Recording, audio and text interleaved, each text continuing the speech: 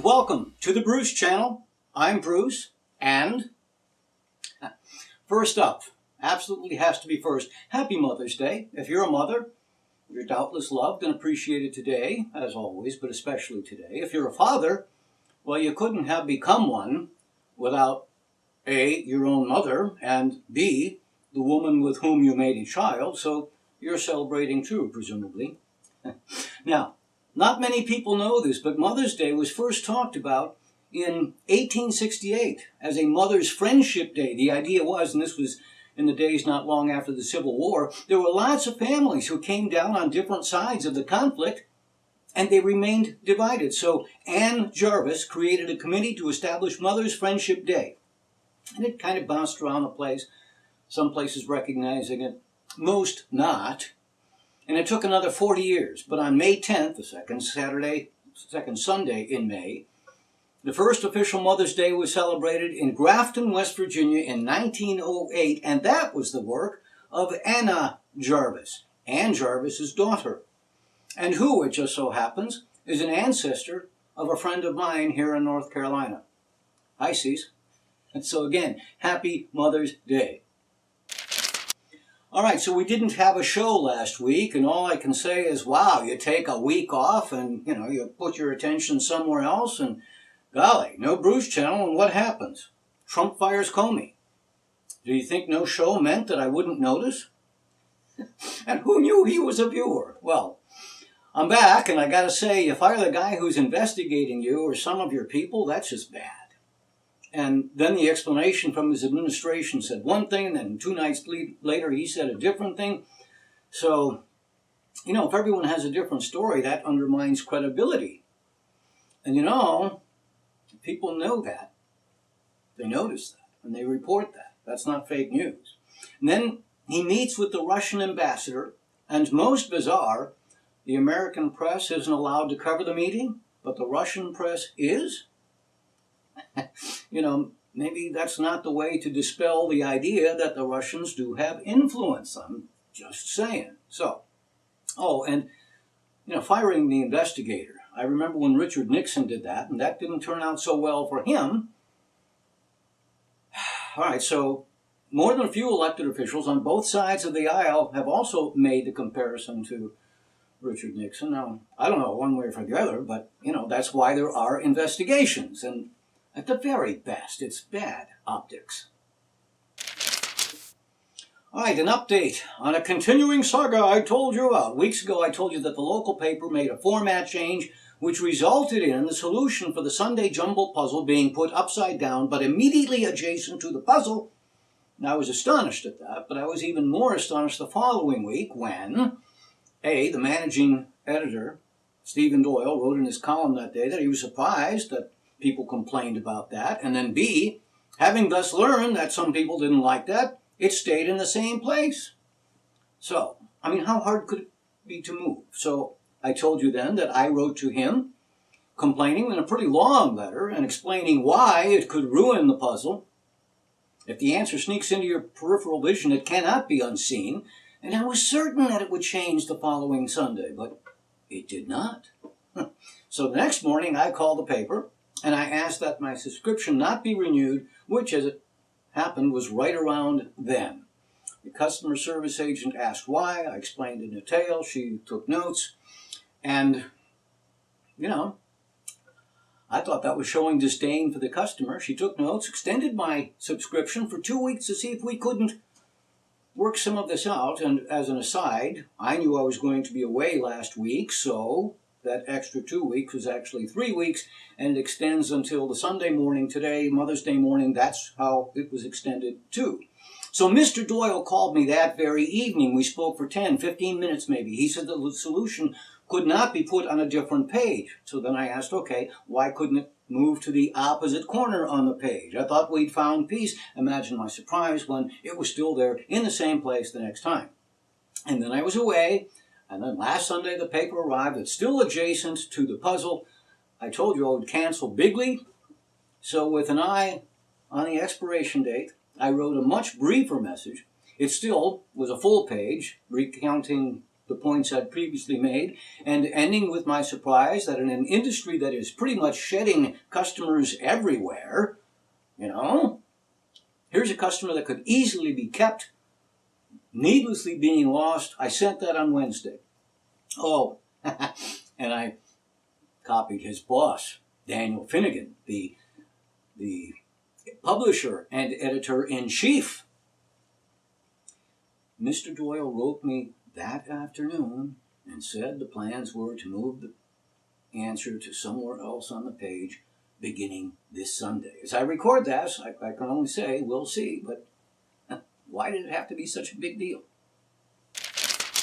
All right, so where was I last week? Well, some of you likely know of the show called Lieutenant Joe Kenda, Homicide Hunter. It's on the Investigation Discovery Channel, which is part of the Discovery Channel universe, and more than one person has told me that in the last week they liked the show. In real life, Lieutenant Joe Kenda was a homicide detective in Colorado Springs, Colorado, and over the years he solved nearly 400 murders. Not the kind of shooting on a security camera or a selfie, but the kind where you don't know who did it. And the detectives then have to deduce who did it. Just like on detective shows, except these cases are from his memoirs. They aren't fiction. There's a narrator, and the real Joe Kenda looks into the camera and explains what's going on, sometimes opening with, "So there I was doing some paperwork, got a call, double homicide on the corner of this street and that street," and then they're off to the races. And he explains how it was. But all of these cases, again, they take place in Colorado Springs, and the real Joe Kenda still lives in Colorado, but then he might say something like, "What we found wasn't pretty, but we had to ask who saw what." And all of that, the recreation of the events, they're not filmed in Colorado. The actor Carl Marino plays the young Joe Kenda, and that's where I was. We were filming for episodic television, the recreation, and I am contractually prohibited from showing you pictures or telling you any of the plot. What I can tell you is this: I worked on season 7, episode 4, and if you're looking for your DVR and TV guide, the episode is called Orville Head. Now, last year the season premiere was August 24th.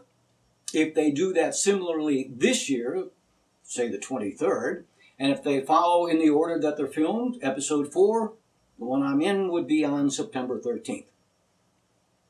I'll remind you.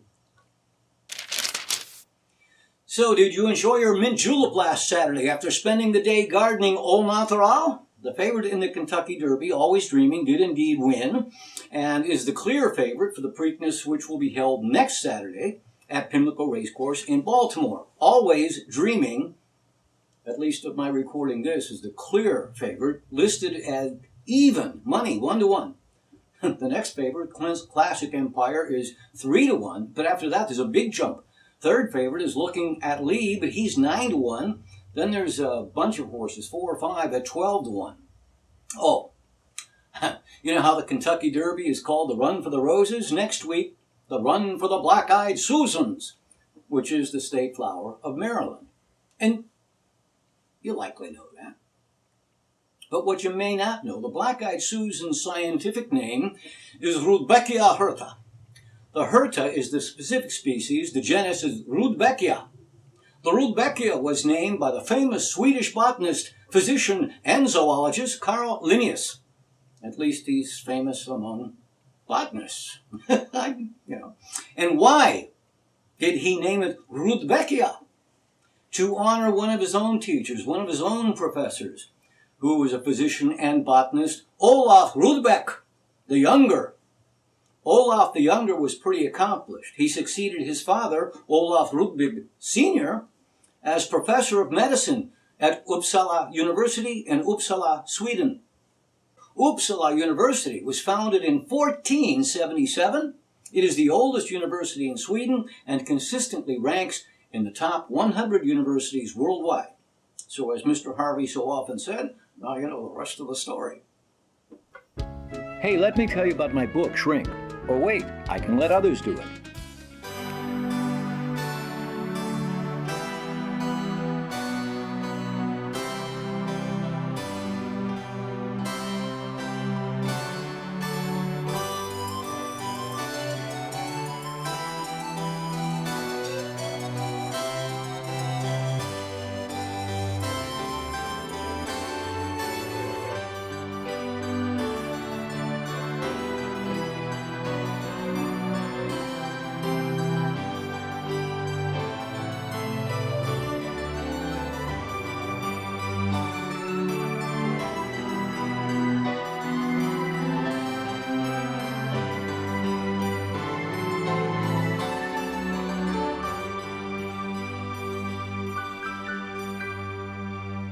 Welcome back. Remember, you can watch all of our previous shows on our Facebook page or at tinyurl.com/Bruce Channel. And you can also write to us at the Bruce Channel at yahoo.com. Okay, so these shows typically publish Sunday mornings. Today, this Sunday, May 14th, I'm not making this up, not only is it Mother's Day, it really is National... If you've been to the ballpark, you've heard this, you may even have participated in it. Seriously, this is National Chicken Dance Day. So if you're taking your mother to the ballpark, good chance you'll hear this. Go ahead and do it. Have some fun. All right. Speaking of chicken dance, have you heard the goat dance? Take a look.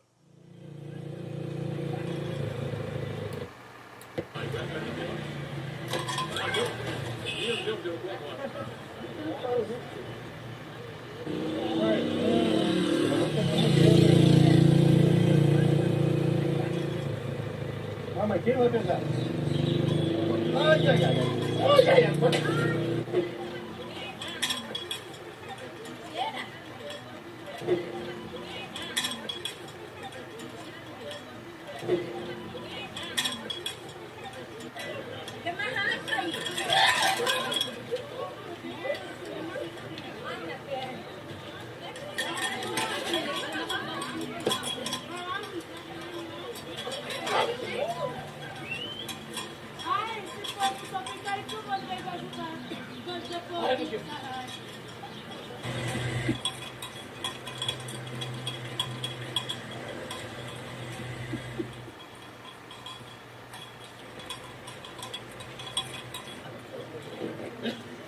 Olha lá, rapaz, pegou, meu irmão. Pegou, cara. All right, baby goats are as cute as anything. Adults, they are stubborn and a super pain to manage. My neighbor had goats. I can't tell you how many times they ate up things that I rather they would not have eaten. But none ever attacked me. All right, so from time to time, I've shown you pearls before swine. Sometimes they're dreadful. Sometimes they're merely ho-hum. But now and again, they are priceless. They often end in awful puns. And then the puns are sometimes so bad that the characters in the strip rebuke the author himself, Stephan Pastis. And by the way, before he was a cartoonist, Pastis was a lawyer. Keep that in mind. So, now this is from a couple Tuesdays ago, you know. Terrible pun. All right, so I don't even know you, but I hate you. Yeah, so earlier this year, a thing happened. I thought it was unusual, but only recently did I find the backstory. And here is the backstory. If you don't know, the comic Foxtrot is created by Bill Amond. He's a Sunday only strip. It wasn't always that way, but a year ago, March 20th of 2016, he used the strip to promote a collection of the comics coming out in a book called some clever title, A Foxtrot Collection, blah, blah, blah, blah, blah. That Sunday, the strip began with, "Good news, Paige, our favorite comic strip, has a new book coming out." So the characters argue about Paige is trying to guess which different comic it might be. And in the last panel, she closes by saying, "Well, it can't be pearls before swine because you said it was good news." So was that a real-life dissing of Stephan Pastis? Maybe. Now, Pastis himself criticizes his own art. His characters sometimes say they're hungry because Pastis can't draw food. So he's self-critical. Anyway, a year later, flashback to the equivalent date, Sunday, March 19th this year. And this is Pearls Before Swine, that day. By Stephan Pastis, it says that, but the characters are from Foxtrot. And they're talking about how, hey, how did we get into the Pearls strip? And remember the puns? In the final frame, Rat sneaks in and says, "At least we didn't end it with a stupid pun." Paige says, "Amen to that." All right, so, but it gets better. On that same day, Foxtrot's characters are aware that they are in the other strip, and they're talking about that, and they wonder why it has taken Pastis so long to do anything. Last frame, because he's a lawyer. Look at all the billing hours. So now either they're genuinely feuding, which might be the case, but I think they're, both pretty rich. They've been honored. Amen won the Reuben Award, which is the Outstanding Cartoonist of the Year in 2007. Pastis has been nominated every consecutive year, beginning in 2008. So are they really feuding? Maybe. But maybe I think not. For one thing, Pastis is very unusual in that he works like 8 or 9 months out from his deadline. Nobody does that. So my guess is that Pastis maybe had this idea for the anniversary battle last summer, communicated the idea to Amen, and then they could do this on the same day. For all I know, Amen talked to Pastis before the original one in 2016. Anyway, I don't know if they saw each other's in advance, but the possibilities are just enormously entertaining. So a little over a month ago, I spoke of the upcoming Masters tournament and mentioned how award-winning sports writer Frank DeFord had said spring used to begin with the baseball's opening day, but now it begins with the first day of the Masters. And here, just a month later, on Wednesday, May 3rd, Frank DeFord announced his last commentary was that day. A shocker. Listen, this guy is special. He wouldn't talk about golf or baseball or football or running. He would talk about it with language that Shakespeare would have appreciated. He's smart. He's a graduate of Princeton. He's been writing for Sports Illustrated for 50 years. He 6 times was voted Sports Writer of the Year, but more impressively, twice he was named Magazine Writer of the Year. That includes all writers, the New Yorker, the Atlantic. And he became the very first sports journalist to receive the National Press Foundation's highest honor, the W.M. Kiplinger Award, for distinguished contributions to journalism while writing about sports. So he's 78. This is how he looked 10 years ago. And this picture is from 5 years ago. You can see that he's aging. Age is cruel. It happens to all of us. Just as we might be able to have the most to offer, we're less able to offer it. Personally, I'll miss hearing him. But I hope he yet lives fully and healthily and for a good while. Methinks, though, that we're all made poorer. And finally this, we talked about this in January, but if you're able, get up to Uniondale, New York this week. You might give your kids or grandkids something they won't see again. This is the last week for Ringling Brothers Barnum and Bailey Circus, the greatest show on earth. 3 shows today, 11, 3, and 7. 2 shows tomorrow, 10:30 in the morning and 7 in the evening. Then they're dark until Friday, 1 show at 7 on Friday, 2 on Saturday at 3 and 7, and then the last day, next Sunday, the 21st, a show at 11 in the morning, 3 in the afternoon, and the final one, 7 p.m., a week from today. That said, I hope your upcoming week is the best one you've ever had.